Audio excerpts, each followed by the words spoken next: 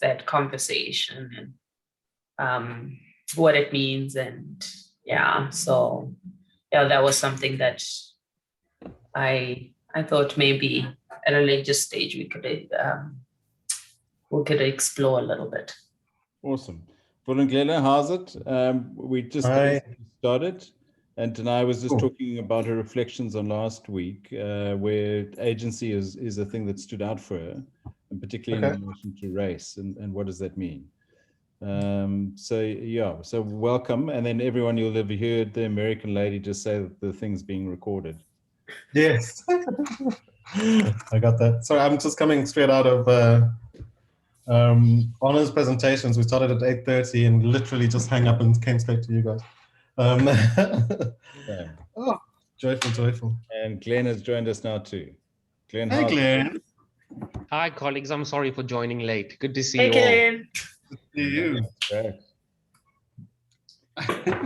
Thanks to everyone for joining. So we were just reflecting on last week's discussion, and Glenn, you weren't there, but we really spoke about the persistence of a system, and that a system, Nehemiah was making the point that a system is set up for a purpose, designed for a purpose, and unless you change the design, it's going to keep on delivering the same purpose, even if you change the pieces.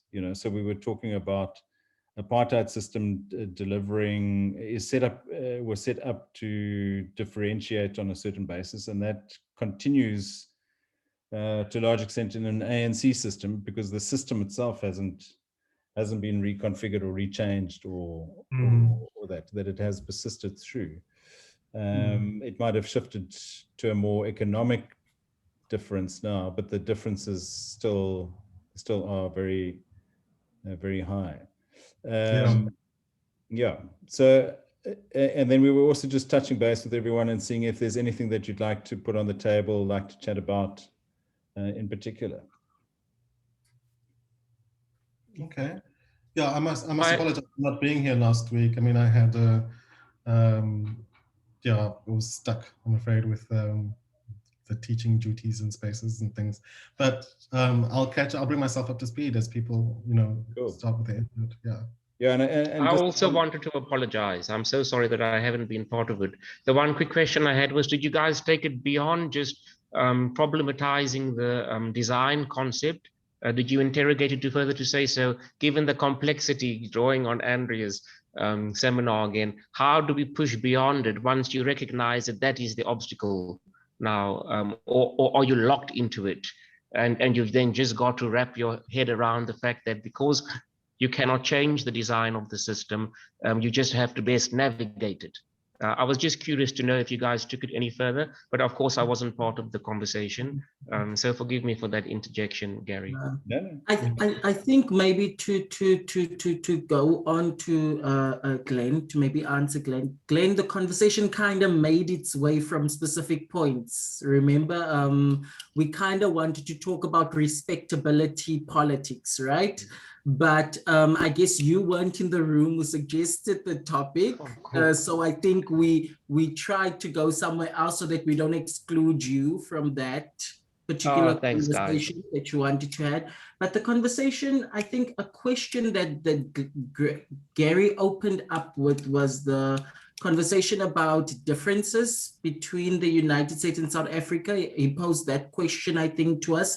And then we linked that kind of to come into why South Africa, after so many years, is possibly not integrated yet as a country, right?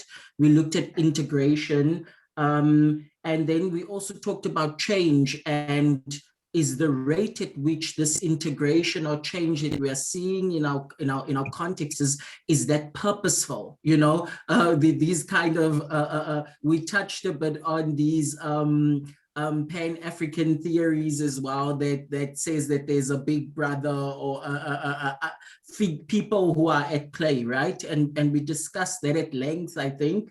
And then we also touch on concepts of looking at other African countries and how they have emerged from colonialism compared to South Africa, and why South Africa might find itself at the particular position it is. Danai gave us a beautiful analogy of the Zimbabwean context, and we kind of spoke through that and similarities that we saw that are kind of prevailing in South Africa. Is it some controversial things about the presidency? I hope this doesn't go on a national level. And the past presidency, but obviously this is alleged stuff, and we are political analysts at heart as well. So we talked about it, but that type of conversation brought us to these systems of power that are kind of at the helm of all of this, that when we look at change or integration or progression as a nation, we realize that there are these systems of power, right? And then I think before we stop to Danai, I think we started the conversation about agency as well. Yes. But we didn't take it too far. We didn't take agency too far. And I guess agency was like a proposed way of how we can use our agency in our different spaces to start, maybe even start to have these conversations or bring these systems of power to light to people who maybe don't understand the nuance, who don't understand why things are the way they are or continue to be.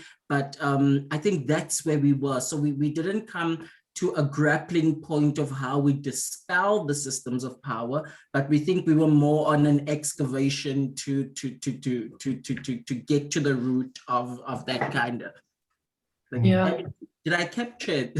Yeah. You did, yes. And I think I think one of the things that led us to looking at, other African countries is looking at, I think it was when we got to how purposeful are the current systems in trying to enact change. And I threw the question out there, are those in control of the system, do they prefer to have the system the way it is?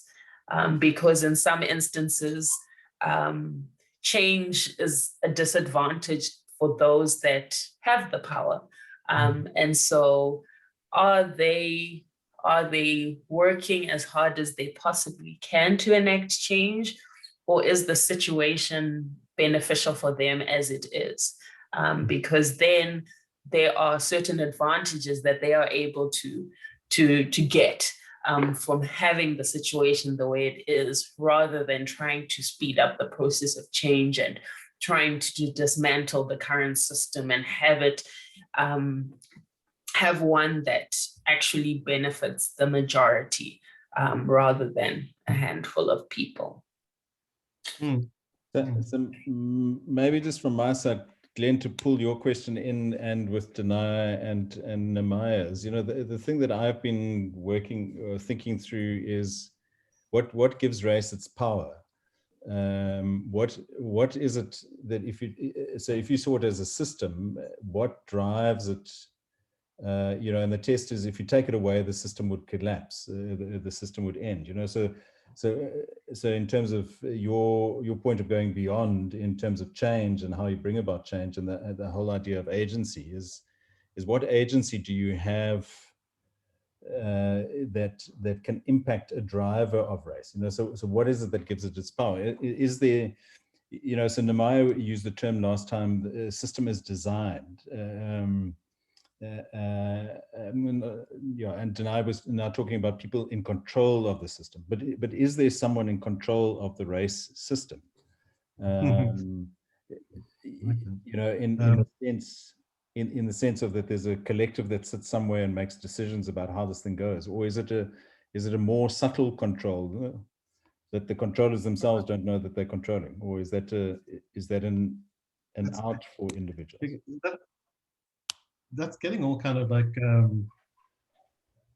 it's going down my alleys. I mean, it sounds all science fiction and conspiratorial.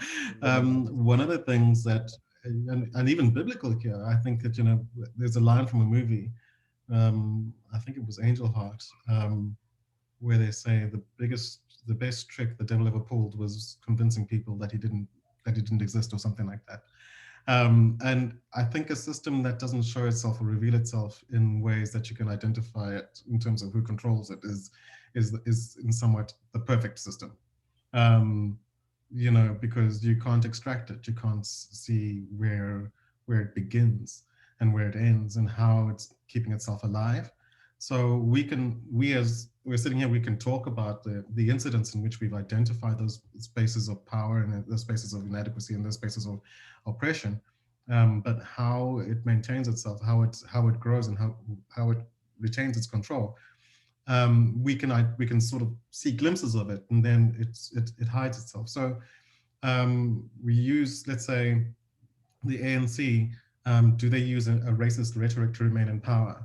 One can argue yes, because you'll be sitting there and we'll talk about how South Africa has not progressed since apartheid, and there's so much legacy stuff, and the same rhetoric is spouted at the rallies and so forth and in the streets, and we need to change it so that everyone is equal here. But they speak of power in a slightly different way. We might understand power because for them power would mean more money, more cars, more prestige, and not more control.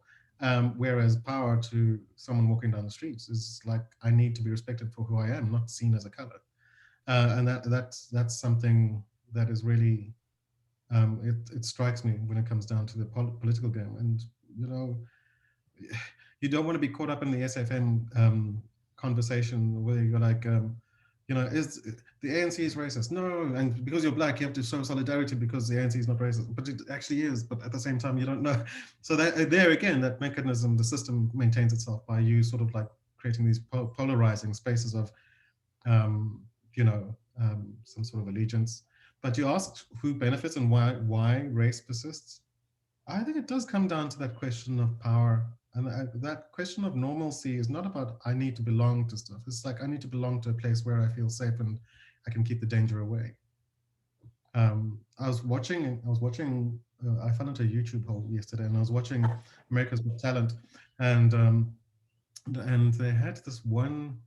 You can Google it. It's actually it's really strange. There was one entry for or a segment on the most people ever on stage in this America's Got Talent thing, and all these, one entry, the group that went up was like these Southern belles who were dancers, synchronized dancers. And I kid you not, it was like watching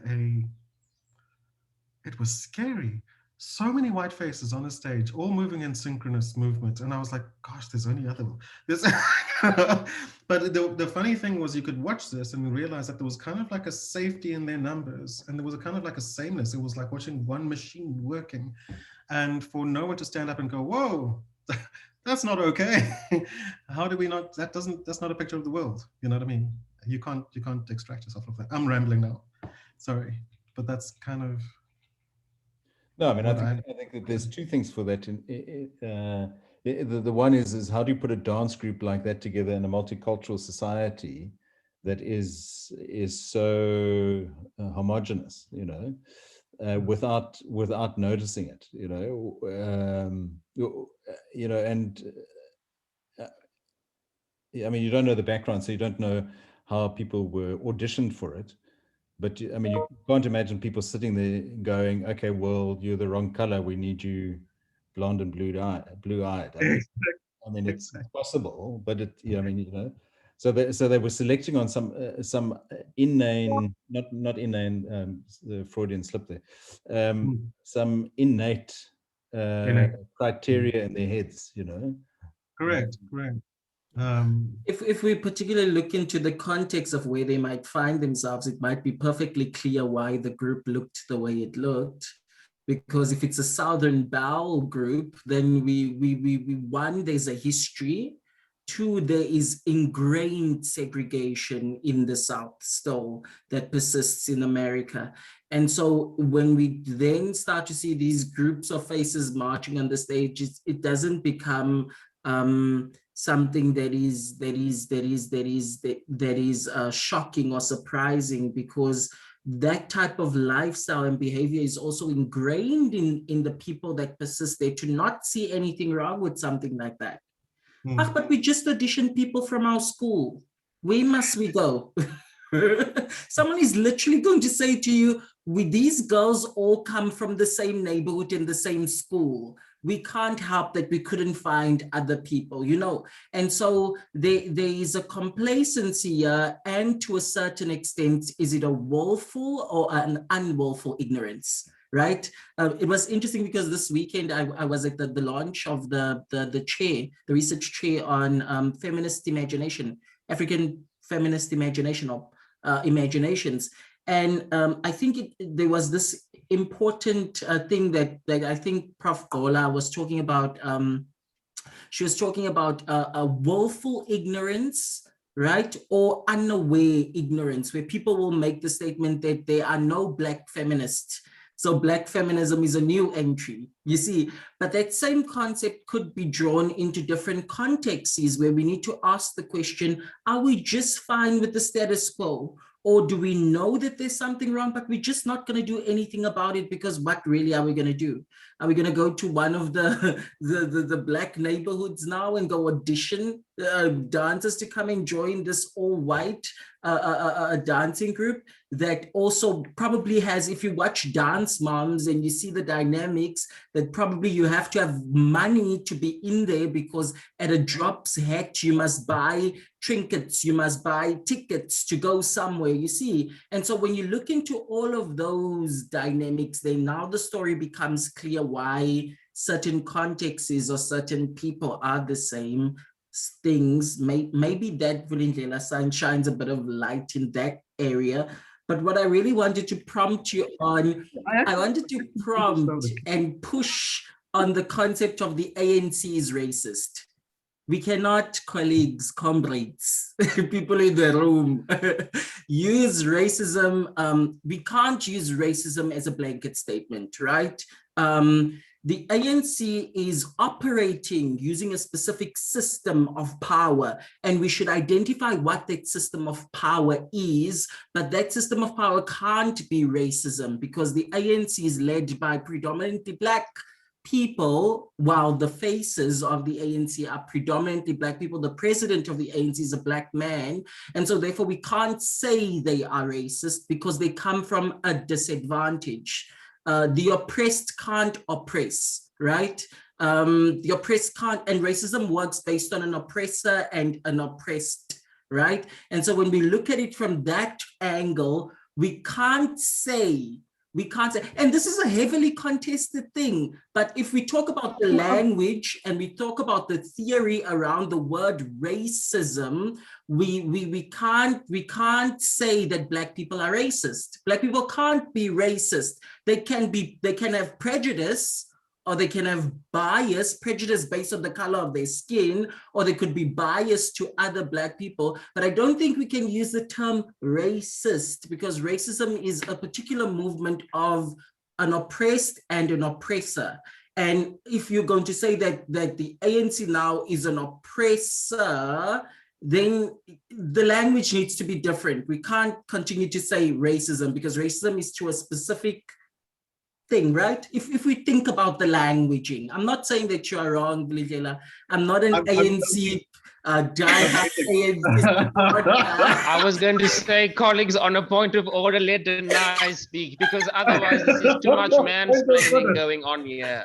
Our colleague Danai wants to say something. I'll even put my hand down. Thank you, Glenn. I'll let Vuli go ahead, because I want to listen first before I respond.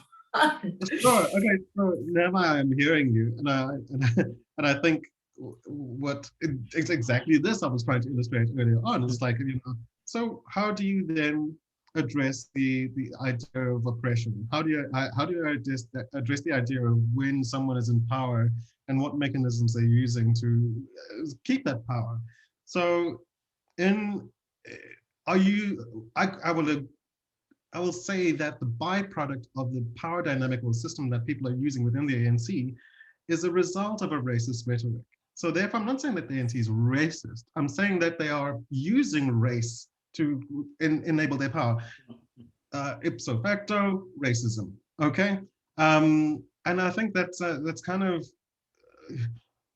Do I then call someone up from the ANC and say, you're an ANC member, you're a racist? No, I say that the politics and the system that keep it in that space, in its unobserved power of, regardless of where you are, regardless of who you are in the community, if you're Black, you must vote ANC. How does that work? You know, that's in itself. That means ANC is appealing to a racial dynamic. Yeah. The ANC is definitely fear-mongering, right? They are definitely fear-mongering, but I really think that the importance between that thing of drawing the distinctions between America and South Africa, here's where that's going to come into play. We need to develop the language. What does the language look like for that? How do we interrogate that specific space? Because if we are going to use the same language, and then it's going to be fine, Vulindlela, if a student says to you in class that you are racist, right? When you do a particular thing, is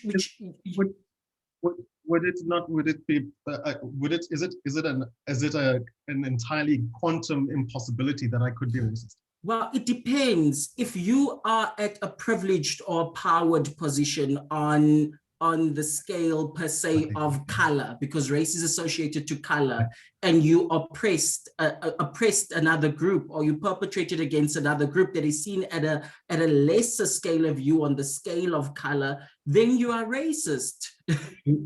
So I can't, you're saying that, and I can't internalize my racism to a point where I see another Black student and I'm going to mark below substandard because, you know, that, those are products of racism, right? Those are products of racism that are ingrained in you. But I think we are losing this in the nuance. Maybe Glenn or Danai should comment, but we are losing this in the nuance, because I'm trying to see if we can't develop the language around this, because we can't just use racism as a Broadway stroke, you know. No.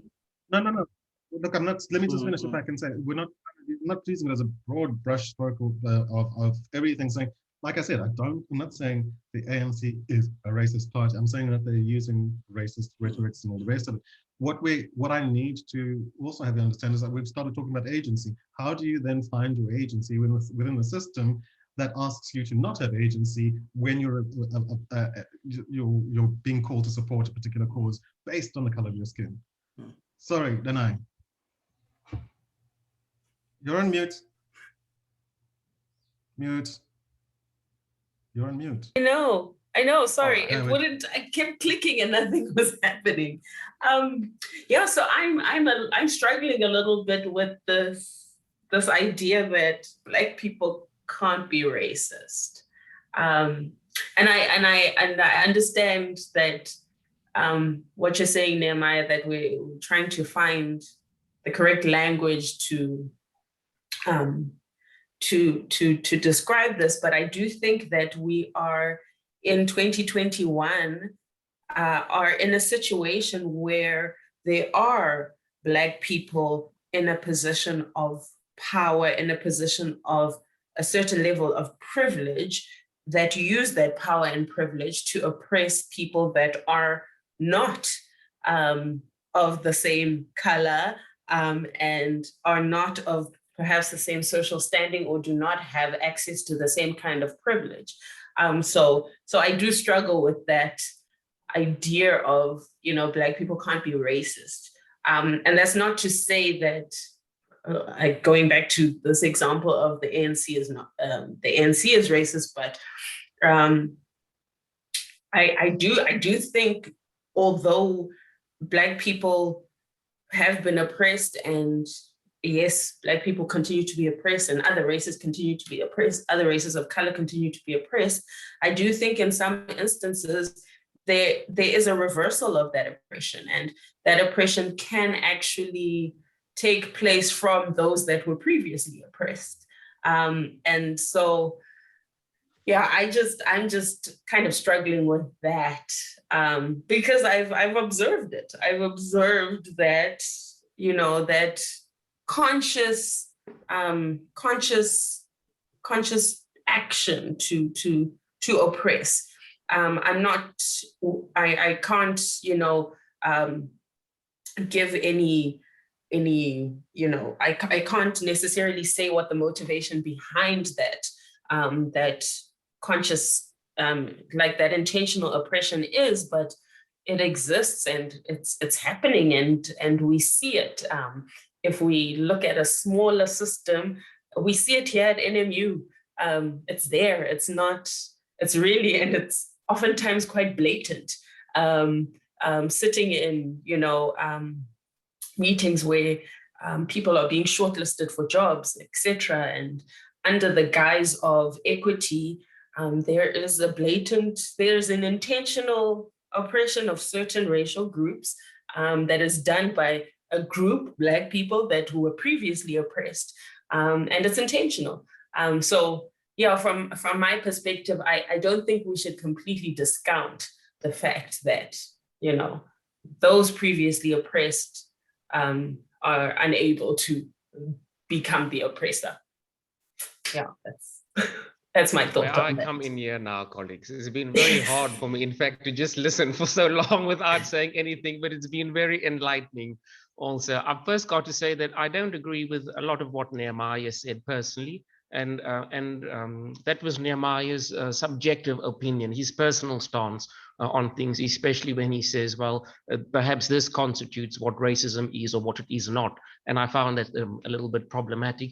And I'm not going to address the ANC concept, which was raised really, but to try and thread out some concepts which I found quite illuminating. It comes back to what Gary was speaking about and to what various other colleagues have raised, which is, I want to point out that when you are trying to understand race and power, you have to keep in mind that race is attached to the concept of capitalism.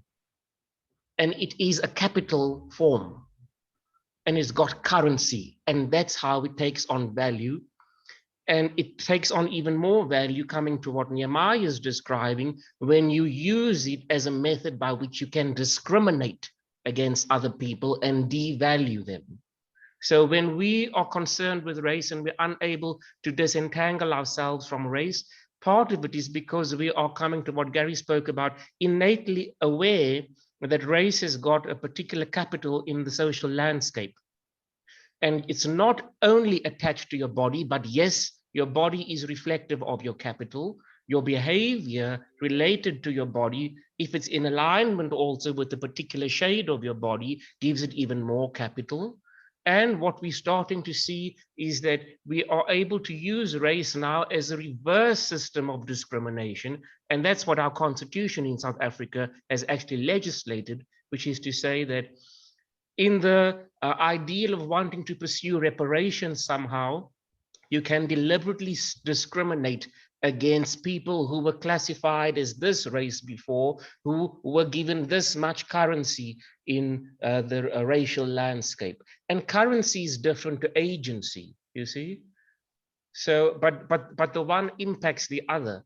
And this is related to how we as humans now in South Africa, and why South Africa is different to the rest of the African countries on the continent. We are aware that our race is attached to our social mobility in the nation. And that's why the ANC has developed a whole bunch of policies related to wanting to improve social mobility for people who were formerly discriminated against based on the concept of how they were racially classified. So I think there are some common threads based on what we're speaking about, but I just wanted to raise those things, or at least draw attention to what I saw as some of the connecting dots, and perhaps where we shouldn't veer off course when we speak about race. Go ahead, Gary. Gary, can I just wanted to make a statement. I think maybe I was misunderstood, colleagues. What I was trying to showcase was that racism and oppression can operate as two different things. Right? If we look at it at its core, racism and oppression can operate as two different things. So I did not say that Black people can't be oppressors of course, they can be oppressors. And furthermore, so when I looked into the theory around racism and race, I discovered these terms of prejudice and bias, right?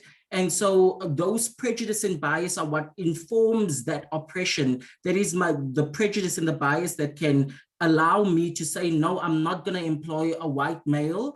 I'm going to employ this Black female because that's what equity requires of me, you see, in certain instances where those types of things are prevalent. I also think that there is that movement in people who find themselves within a system. Like we saw, we have this language around colonization and coloniality, where colonization was the system that prevailed, but coloniality is what Maldonado Torres describes it, the mindset that prevails. And so that's why we're going to find in people of color that that mindset of racism will prevail. I think Professor Grace Masula describes, Glenn, this concept that you're ascribing. She describes it as a tripartite alliance, where she says it's the tripartite alliance of racism, patriarchy, and capitalism. And all those three works in a synergistic effect to keep the system as it is. But that's obviously a feminist model. And so when we talk about race, we will also have to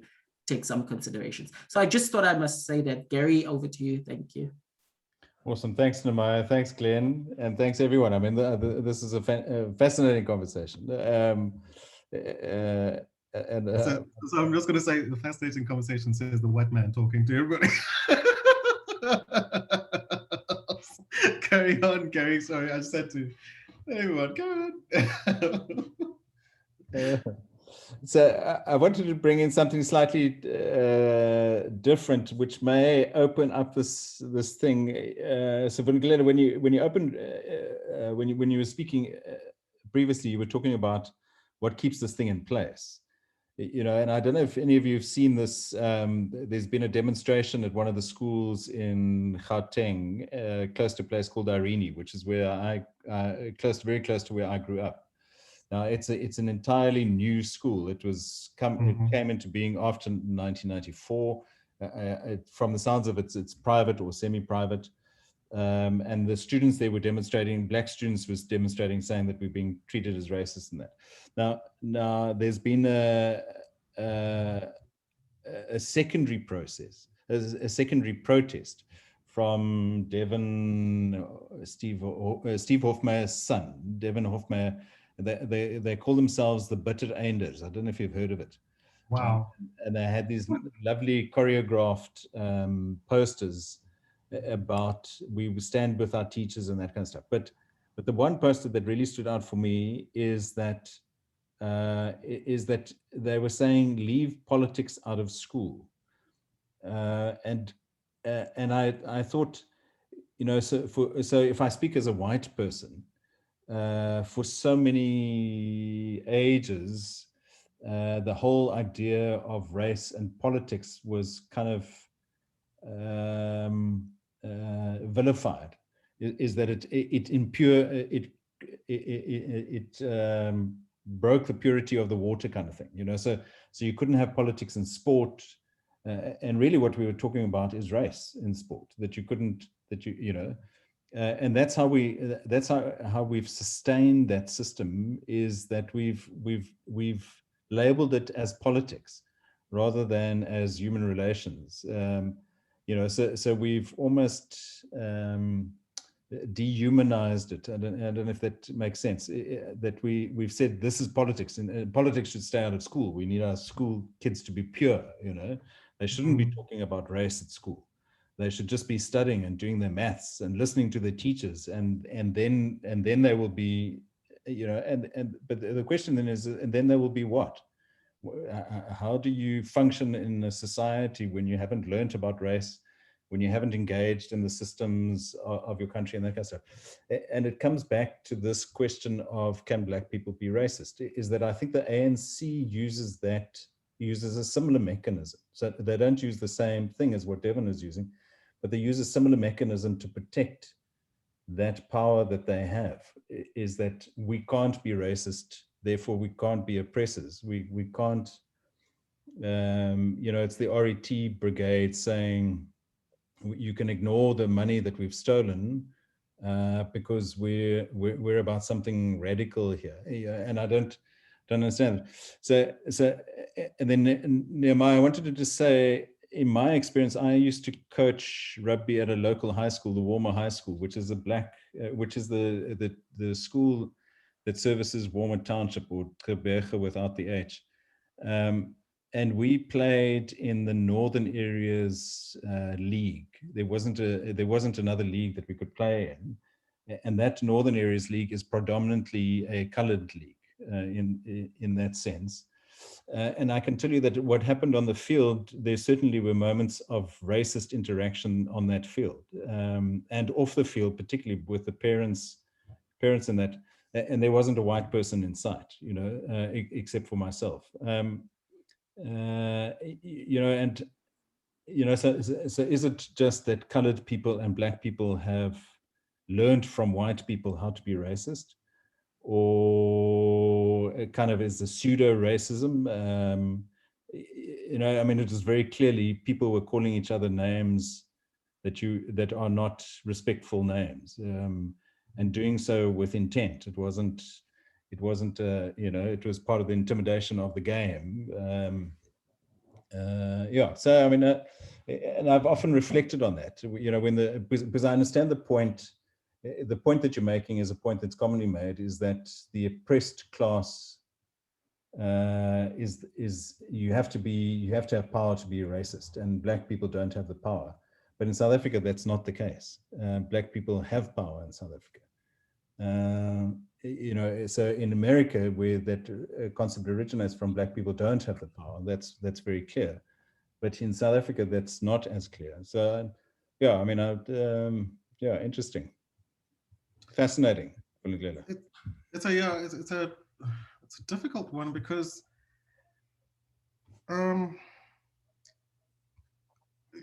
one starts to feel like you're like Ouroboros, the snake eating its own tail in this whole thing, because it becomes kind of like a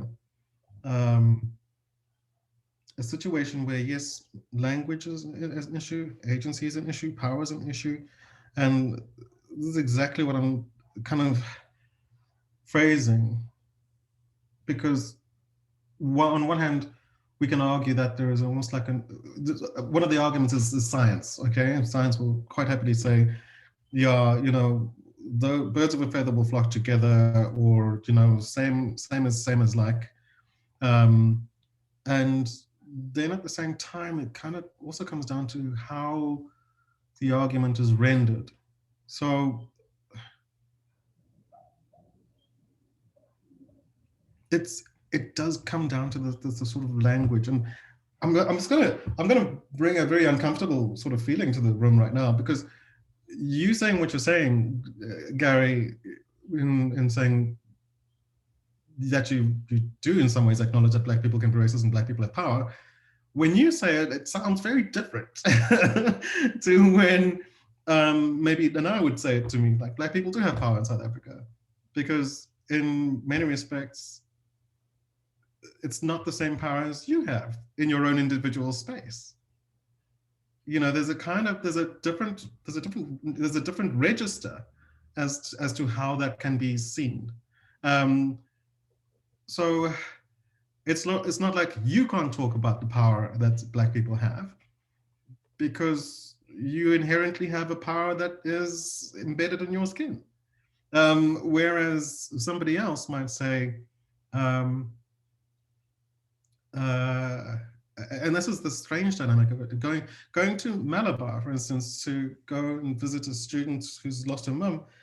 I drove through there with Jess, who I work very closely with, and so there's Jess, white woman, and me, black guy, driving my Ford Figo, looking like an Uber driver perhaps, into Malabar, a hectic colored district, and everyone's just like looking and going, what the hell is this? It's like, okay, so how do I negotiate that sense of like who's taking the power away, and what power dynamic am I going into, and how it's articulated? So I think I'll stop there, and I see Glenn wanted to say something.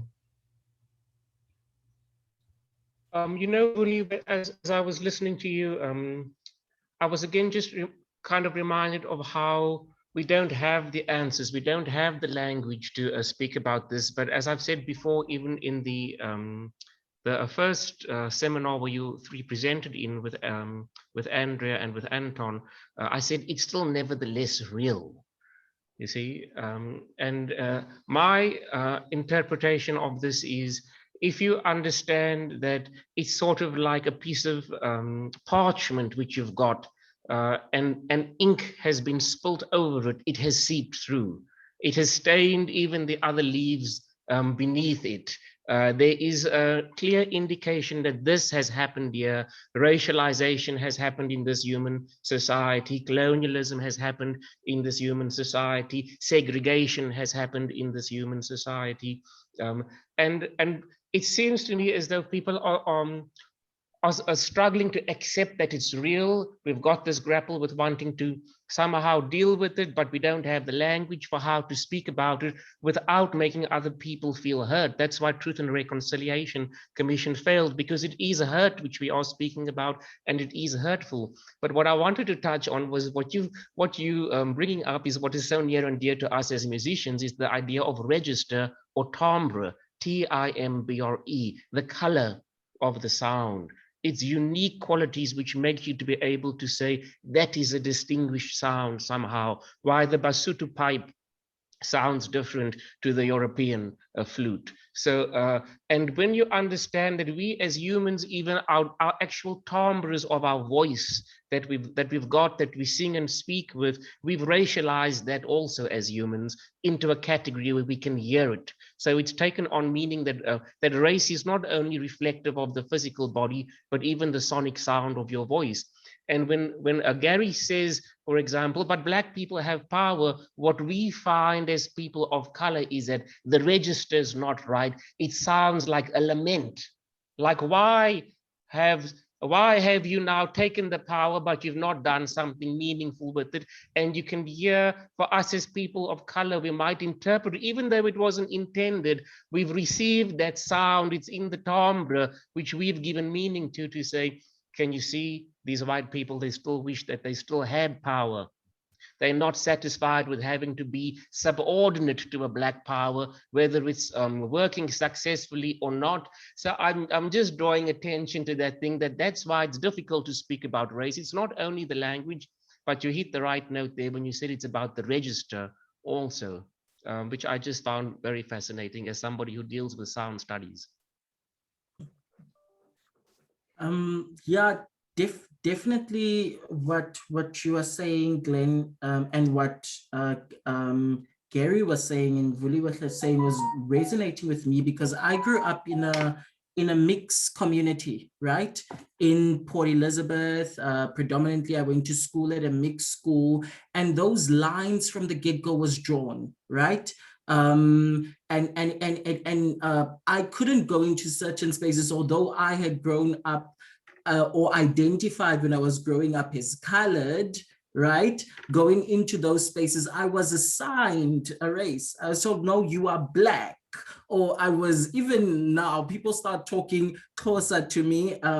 People don't expect that I can speak Afrikaans, or, oh, you can speak Afrikaans, is that? And so for me, I've loved that story of the timbre, of the color, particularly in the spectrum of colorism, and how that permeates and comes through when the ink pot falls. And I think it's that same thing of that there was something perpetrated against these people, and it's not going to disappear because now we have a new face in power, right? Now, because we have a new race in power, it's not going to disappear. No one's done any work at it to bring about an understanding about it or how to combat it. And so the day-to-day person living their life, it's not going to change. My parents did a bit of missionary work before my father passed in a small town, Jobatina, here in the Eastern Cape, just in the Landkloof, almost outside of the Eastern Cape. And the town of this town is almost strictly white, right? It's a small town, but it's strictly white. And so I went home for one holiday, and my mom and I went to the local shop there, one of the shops. And while we were at the shop, the guy introduced himself as for lack of not using his name or incriminating him, introducing himself as Harry, right? Just using a pseudonym as Harry. And my mom is Mona, he knows her by her name. And so we engage in this conversation. And when we come out of the shop, my mom says, I've never taught you that way. How can you call that grown man by his name? And I said to her, well, you referred to Mr. for the both of us. So I felt that I'm not going to say Mr. to him because you referred to him as Mr. for the both of us. And then I initiated that conversation with her. Why did you say Mr. to someone that looks like your peer or could even be younger than you, right? When he has introduced himself as Harry, and he continues to refer to you as Mona, and you refer to him by Mr. surname. And you are upset with me that is referring to him by his name, Harry, that he introduced himself with. And so we see those remnants of a system in people. My mom grew up in apartheid, right? My mom has the story that they told us as children that my mom is in a mixed race, a person of mixed race. She has Japanese and Afrikaans roots and Cape Malay roots. And so when she was a younger child, her father, who was half, who came from a mother who was half Chinese and half Afrikaans, she got bit in the area where he went to go and visit the family. She got bit by a dog. In that area when she went to go and find her father. And it was said that when that had happened, when that dog had bitten her, they simply called her father, the one who was welcome in the community, was known as the grandson of those people, but sort of kind of exiled from that because he's mixed. He was just given a bottle of something, and she was tied up and they were sent off on the way. There was nothing said about her now scars and her injuries. She wasn't taken to a hospital or anything. And so this is the type of upbringing she had. And so I understand clearly when I step into a shop with her and she says to a Henry, she responds to a Henry as Mr., because that is how she was socialized. And so when we step out now, we come 24 years out of apartheid, we can't be surprised when we go to soccer games and the K word gets thrown around.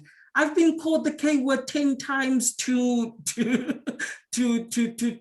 Timbuktu in my lifetime at school, at a school where it was an integrated school. And when you go to the teachers that are also colored in that system, I had this conversation with this one teacher who said to me, but you know you're not. So why is it such an issue for you? And I felt like, what is that? Like, reflecting back on that interaction, like I asked myself, what happened there? Because I went with a complaint that I felt that it was wrong that this word was being used. And instead I was told, you are better, just go about your life. Right? There was no working through that in that system. And so how do we begin now in these large systems? How do we begin to disturb that sound? How do we disturb the sound, or how do we bring light to the sound? Because the sound is also happening in darkness, because we're somehow not aware that the sound is permeating or the ink is there, you know?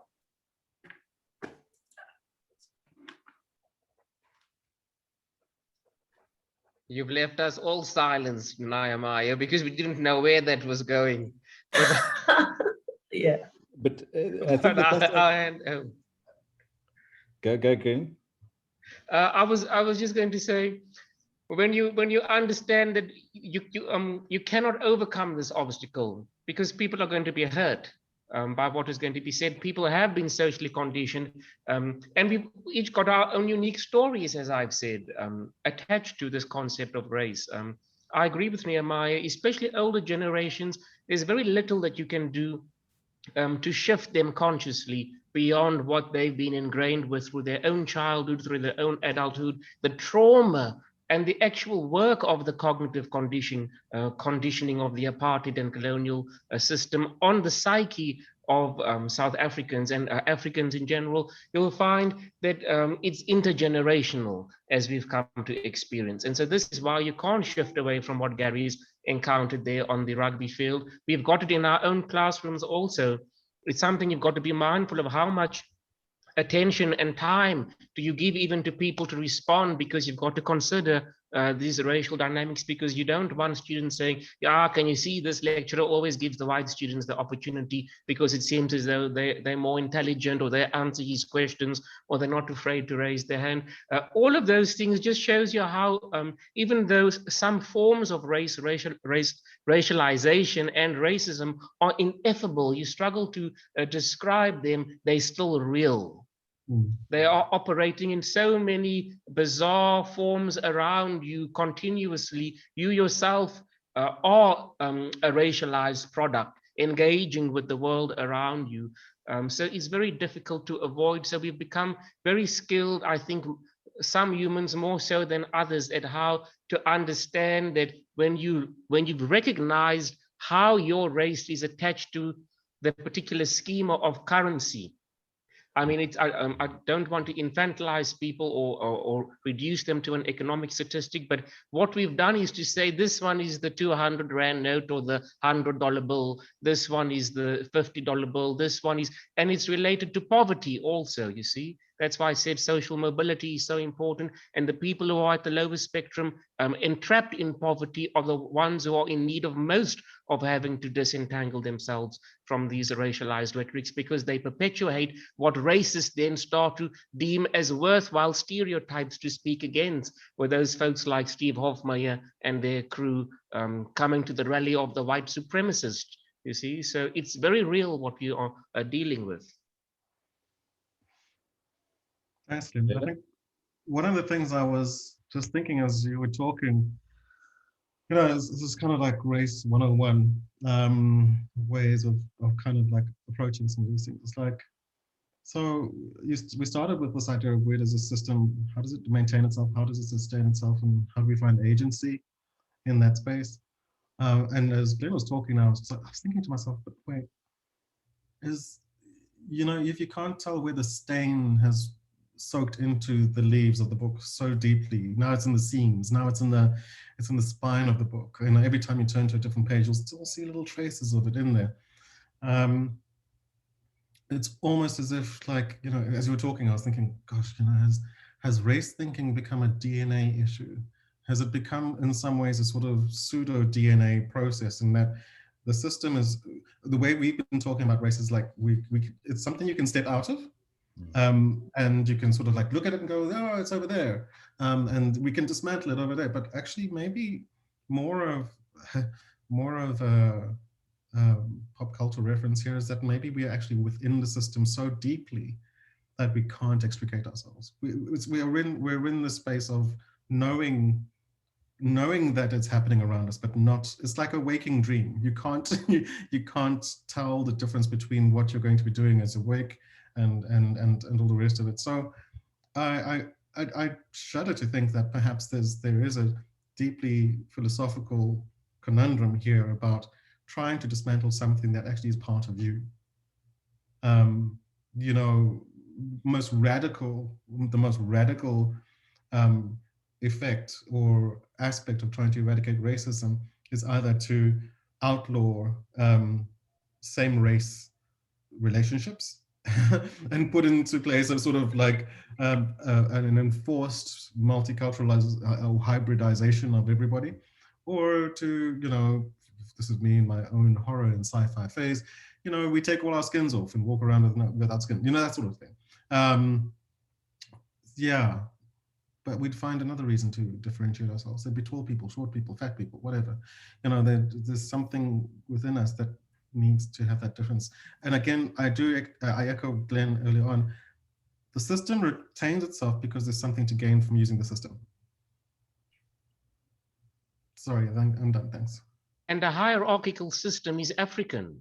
I don't know why we seem to want to think that by shifting away from the idea of the Eurocentric paradigm of colonialism, that you seem to think that that's going to solve the problem of the currency and agency which particular people are striving for or desiring in society, because you've got it even in indigenous African societies where you've got people who were considered valuable for going out to do hunting, people who were considered valuable for making clothes, people who were considered valuable for doing agriculture with growing crops or whatever it was, and you were associated with the category that you were best placed in, and your value was located there, and there was a chief and there was an elder community and there was a tribunal, and it's still prominent as an African concept, which is why Africa's been so entangled in this thing about wanting to shift, because they found that what the colonial model did was it just reconfigured it and attached even more power to it, whereas it was more communal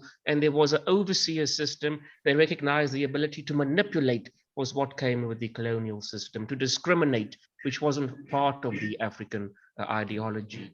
So just something worthwhile mentioning, that hierarchies are not un-African, and we mustn't think that when we shift towards speaking towards this ideal of a non-racialized world, that it means that there won't be structures of power, because power is complicit in the efficient functioning of systems, and we as humans, be living in a system. So how do we then broach the idea of the anti-racist system? You know, because there's racism, we know it exists as part of our system, but taking into account the idea of hierarchy and capitalism and the power and the gain and the loss and the oppression, what does an anti-racist society then look like? I don't have the answer. Anybody else want to give a go for that? That's a very difficult one. Yeah. Gary, I see your hand is up. Yes. Yeah, thanks, Glenn.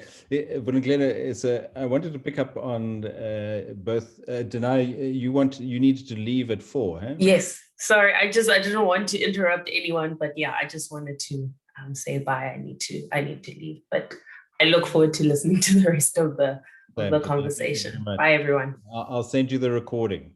Okay, thank you. Dan, thanks for joining. Okay. So Vulindlela, just to pick up on Glenn's point, Glenn, you were talking about, is it timber? Huh? I didn't get the spelling. It's the there are different pronunciations depending on where you are in the world. Timbre. Okay. It's either timbre, timbre. So it depends on what you want to say. Okay, so I've just learned it from a book, not from other musicians. So timbre, huh?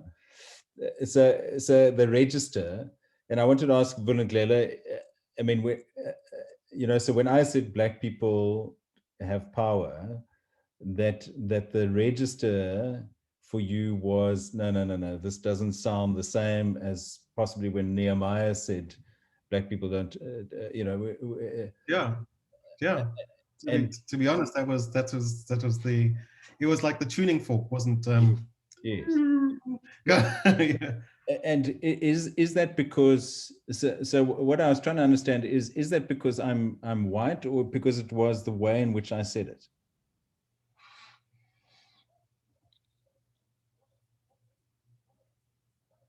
So this is how weird it is. I mean, even as I was talking just now about how I'm going to try and answer your question by using another example. And this is why I asked the anti-racist questions. Like, how do we get to that point? What are we dismantling? If we are, and Nehemiah, if we are to actually admit that we are all functionally and subconsciously using race at all times. So whether it be that I'm going to walk into 6th Avenue Checkers, where the security guard actually watches you to see what sort of Black person you are, so you don't disturb the warmer residents, or you going into Pier 14 and you go like, I'm going to be okay here. I'm blending in, so I'm fine. But you coming to Pier 14 is going to be a problem because people are going to see you. And and so using that as a kind of as a benchmark of the sort of register. Maybe it was both of it. Maybe it was the way that you said it, and maybe because you are a white person.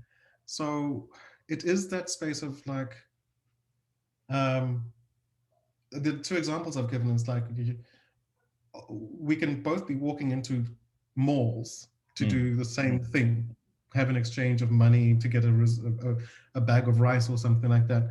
But you walking into Pier 14 to get your bag of rice is a very completely different experience to you walking into 6th Avenue Walmer. And me walking to 6th Avenue Walmer is a very different experience to you walking into Pier 14 to buy my bag of rice. So there is that kind of an awareness game of it. It's like a subconscious awareness. And then there's a kind of presented aspect. I don't know if I'm making sense here, Glenn. You are, Bully, because Gary, this was the very conundrum which the DA was facing and why Helen Ziller needed Musi, because she recognized her register is wrong. Each time it came out of her mouth or on her Twitter, the register was wrong and she'd get the backlash.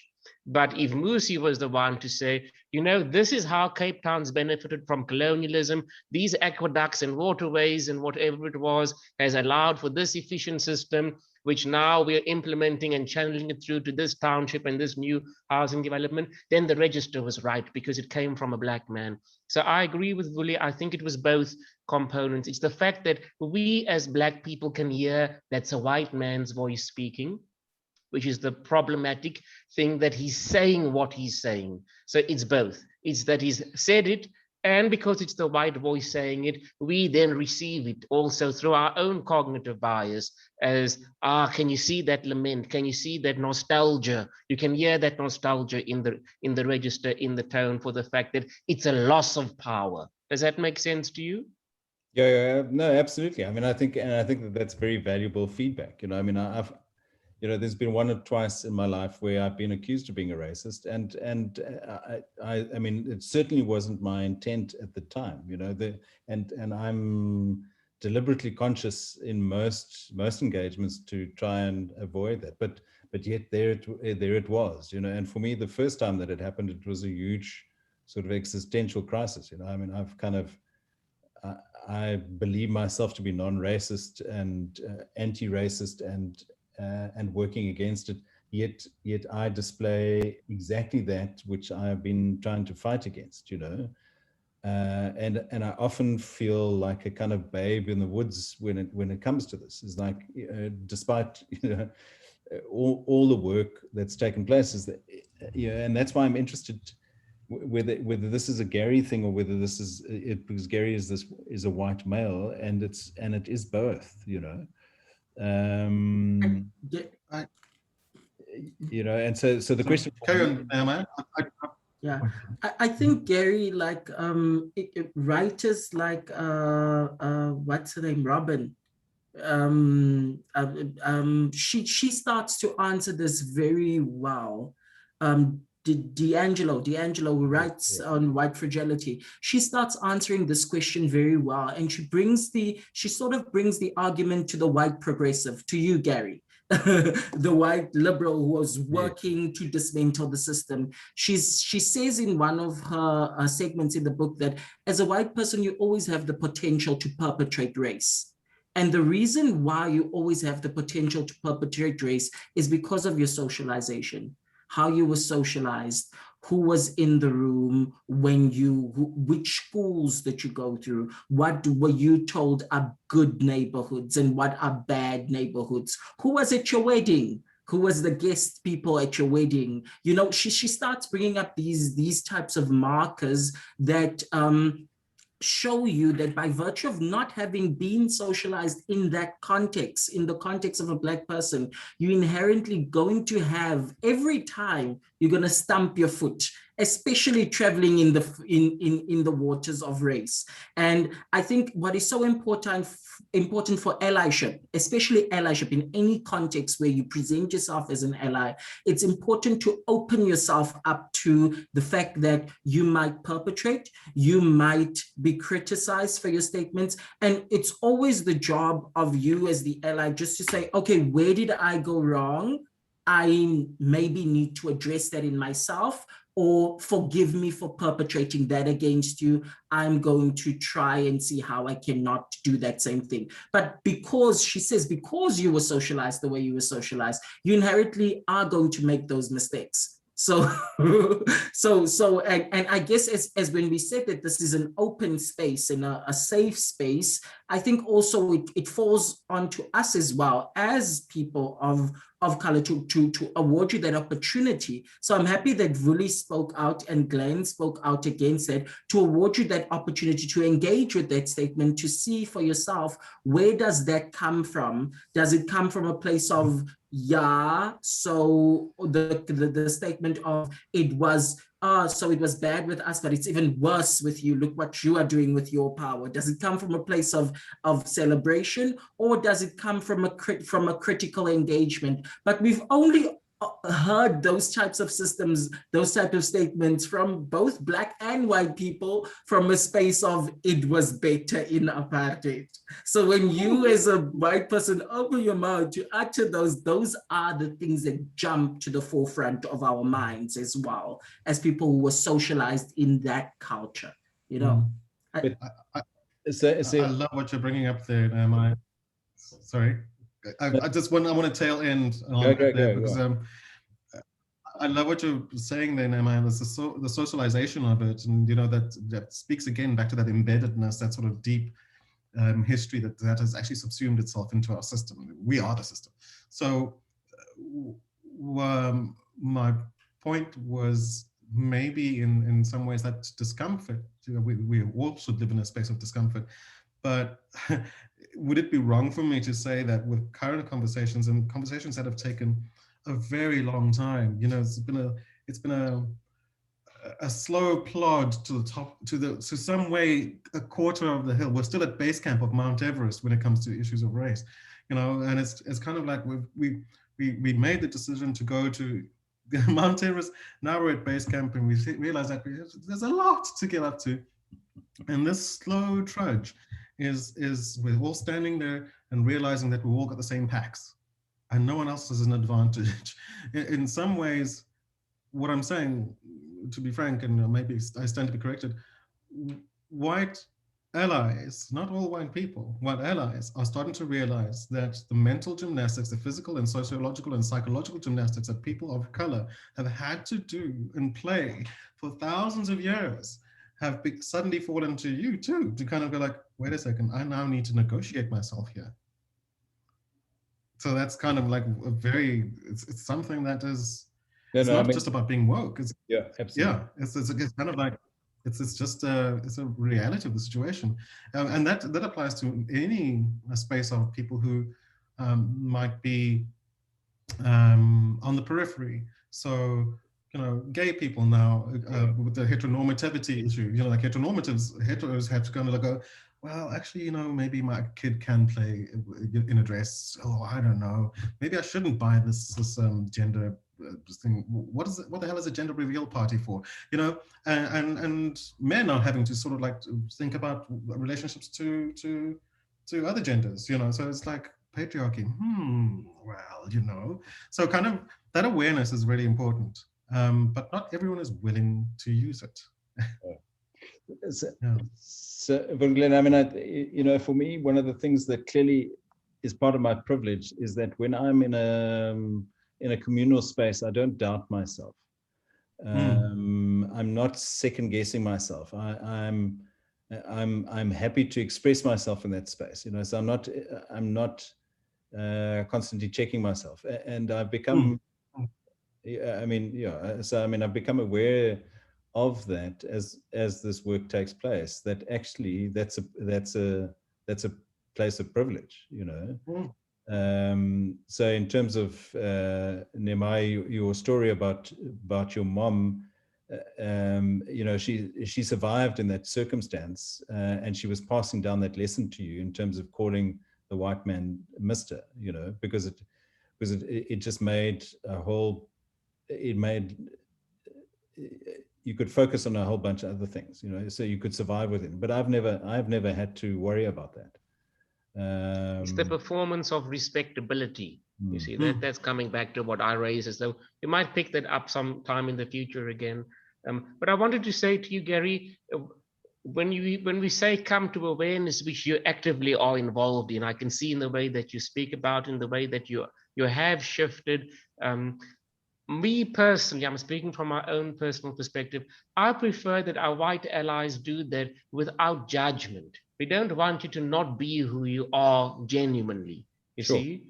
So observe yourself without judgment, but become increasingly aware, oh yes, people tend to listen more to me than to other folks. When I speak up in the room, I'm able to get people to take my recommendation more seriously than this person in this body, or with that register, or with that voice, or with that tone. So we're just looking for people to become more sensitized to it. And the more we, as our Black people of color, who are struggling with not only our own navigation, which I love what you've drawn attention to, Willie, by saying that, yes, you guys have realized it's a lot of things laid out in the gauntlet of life now because of race, because the tables have been turned a little bit somehow. I'm grappling with that with a lot of older white male colleagues in my own department, for example, where they are lamenting the idea that their currency is deteriorating within the academy, and why is it that a different caliber of academic is given being given more agency when they've got more experience, they've seen more of it all, they've seen the merger, they've done this and whatever it might have been. So it's again for us as people who are not in white bodies saying, can you see, but whiteness wants to be at the center of it once more. By drawing attention to saying, why them? That is a reflection of why not us, interpreted that way.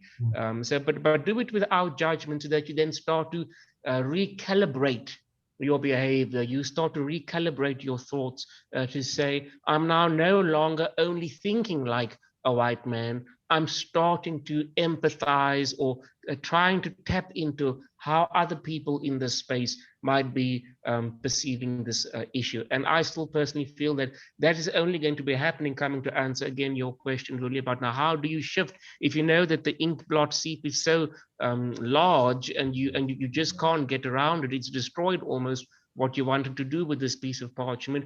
That's where I say those stories like what Nehemiah was sharing is valuable.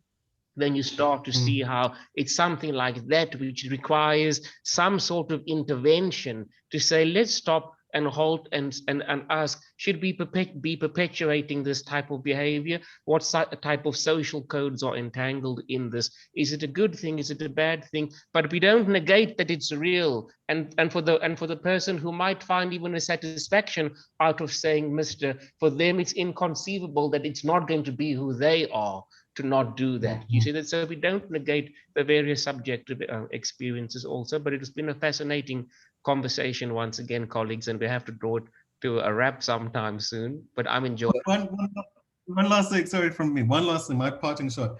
We, again, the words, the respectability issue comes out, and now we're talking about the sort of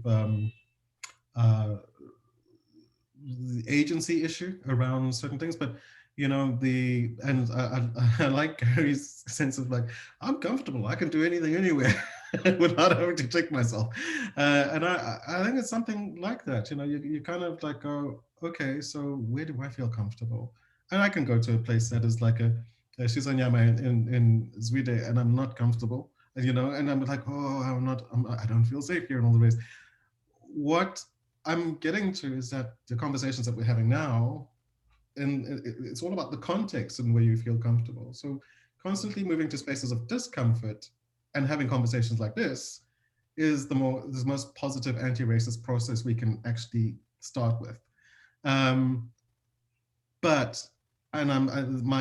annual lament, my students' lament at the end, it's an annual one, is when I start teaching the race and representation module, oh, we're so tired of doing race. Why must we just keep talking about race? Oh, and I think there is a fatigue and an exhaustion that one does get to once you're always active in this space. There's a fatigue, but we can't afford to get tired. No one can afford to get tired when it comes to these situations. And maybe what we do then is keep changing the pitch of the music, the crescendo, decrescendos, as for musical terms. So I'm done. I just want last thought from myself too, and Glenn, I recognize that the time we're running out is just to, Nehemiah was talking about the socialization, and the question you asked is who was at your wedding, and my best man was a black man. He's no longer here. I sat at his bedside and watched him die. And for me, I mean, it wasn't deliberate that I chose a black person as my best man. He was my best mate, and I didn't want anyone else. That was just the natural choice for me. And in my own head, and it's this thing about the progressive white person. In my own head, I was like, okay, well, I've arrived. I mean, there's nothing racist about me, I spent. And you had a token. You had a token to show it. You see. No, but he's not a token. And if you looked at everyone in the wedding, it was a very diverse group of people. It's not token. I know that but it is this point that even with that is that I'm not aware of the timber in my voice, that when I go into a space, I'm able to be on my feet immediately, kind of thing, that it isn't that I don't have to shapeshift to find the sort of right place to be at. I just normally assume I'm Gary, here I am, and it's only very recently that's seen, and I think if I speak for white people, a lot of that is the impossibility of overcoming that. That's where the fatigue comes from. Is this we just can't see it, so we just give up on it, just screw everyone. And the extreme form of that is this bitter enders, I mean, I'm not sure if they chose the name deliberately, but I mean, it's so ironic, the bitter ender name, but so the work that has to be done is sometimes very, very deep work that is not obvious to yourself, and that point that earlier that you are part of the system, that's a very fundamental point. So guys, I want to apologize for saying token, Gary. I didn't mean it in that sense, but me personally, again, I would say to you, I think perhaps you should want to wrestle a little bit with this idea of you may not perceive it as a token, and I don't mean token as in it's the one black man at the wedding, but when accused of being racist, you've got your ammunition to show. But can you see? Because of these things here, I'm able to show I'm not racist. It's a reflection for you of your own cognitive shift, which has happened much sooner in your life than in most other white people's lives in South Africa, but you have been able to say, I'm striving to recognize that what I've been conditioned with through the society I was born into was not real. It's the last thing I'll say. One of the most powerful things I ever encountered in my life was I was teaching at Tikkies at University of Pretoria, predominantly white patriarchal Afrikaans, as you know. And one of my students was a gay Afrikaans boy. And he happened to find that his crew of friends was primarily a whole bunch of black students who also happened to be queer. Whereas the other cliques of students would sit in their rugby boy cliques or mostly white Afrikaans girls or whatever it might be. And when I spoke to him, he said to me, one thing I've learned is that people can be wrong. And I said, tell me a bit more. And he said, my parents kept telling me, don't mix with these black people. And I grew up all the time learning this. And they also told me that people who are gay are deviant. And so growing up in my own body and in my own life, I've realized I'm gay. And what I've been told about black people is not correct. And so it's up to me to say, to my parents, no, you're not correct. And so that's why I think it's very important just to acknowledge that we've all got these things where we are quick to come to the defense also to say, no, I'm not like that. And sometimes we've got to step back to also say, how have I been conditioned, and how can I also be corrected? Because we all have to be capable of recognizing where our consciousness is correcting in some way. But that's it from me. I didn't just want to make you think that I said that you had a token black friend. No. I mean, I understand it, Glenn. Thanks very much. You know, and I wasn't raising it as a Nehemiah. Thank you very much, Nehemiah. I'll send you the recording. Thank you very much. Thank you. I'll see you guys. Bye-bye. Yeah. You know, I wasn't raising it as the token defense. You know, that I have my best friend is a black man. You know, because that's such a common refrain amongst white progressives. You know, but this guy, I mean, he was genuinely my friend. You know, I mean, there was. I mean, I love the guy. You know, so I mean, you know. I think it's beautiful because it tells us that you absolutely are not racist, Gary. You see that? No, but I am racist. Well, we'll continue that one next time. We'll start with that one. On that cliffhanger, stay tuned for some more racialization and racism talk next time. Thanks, Coming attraction, you know, the headline for the forthcoming. Guys, thank you very much. Vulindlela, I really appreciate it. Thank you very much. Thank you. I'll send everyone the recording. Thank you. Excellent. Take care.